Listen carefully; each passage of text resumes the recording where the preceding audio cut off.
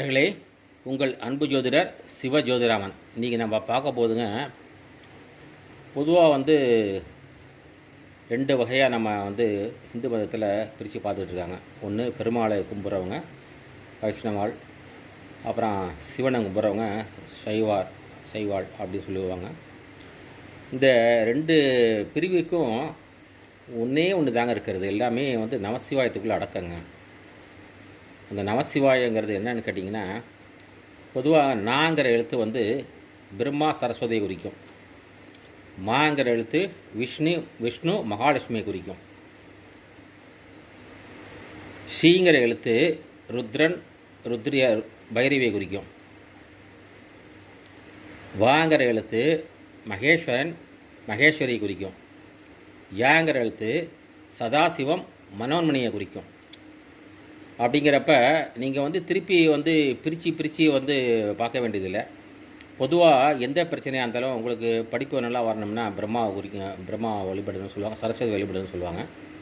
அதனால் நமசிவாய சொன்னாலே அதிலேயே படிப்பு வந்துடும்.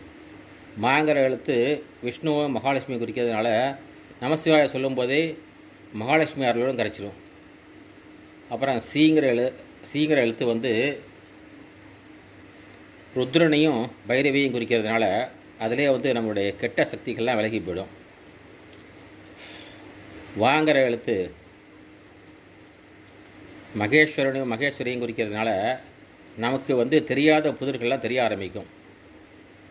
அதாவது விடை தெரியாத பிரச்சனைகளுக்கெல்லாம் விடை தெரிய ஆரம்பிச்சிடும். யாங்கிற எழுத்து மனோன்மணியையும் சதாசிவத்தையும் குறிக்கிறதுனால சிவனுடைய சக்தியினுடைய பரிபூர்ண அருள் கிடைக்கும்.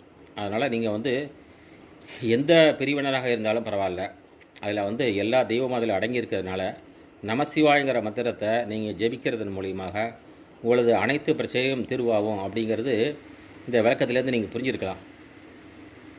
இதில் இன்னொரு படி கொஞ்சம் சொல்லணும்னா, நாங்கிற எழுத்து படைப்பு, மாங்கிற எழுத்து காத்தல், சீங்கிற எழுத்து அழித்தல், வாங்கிற எழுத்து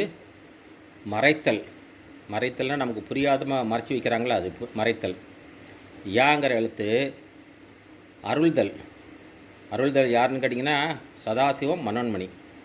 அப்போ இவ்வளவும் அதிலே அடங்கியிருக்கிறதுனால நமசிவாயை நீங்கள் ஓதும்போதே உங்களுக்கு அனைத்து விதமான பிரச்சனைகளுக்கும் தீர்வு காண முடியும் அப்படிங்கிறது இந்த நான் கொடுத்துற விளக்கத்திலேருந்து நீங்கள் புரிஞ்சுக்கலாம். இப்படிக்கு ஸ்ரீ திருச்செந்தூர் முருகன் ஜோதிட நிலையம் மற்றும் ஸ்ரீ பத்ரன் அகோர மந்திராலயம், கேரளா மற்றும் கும்பகோணம். நன்றி, வணக்கம் அன்பர்களே.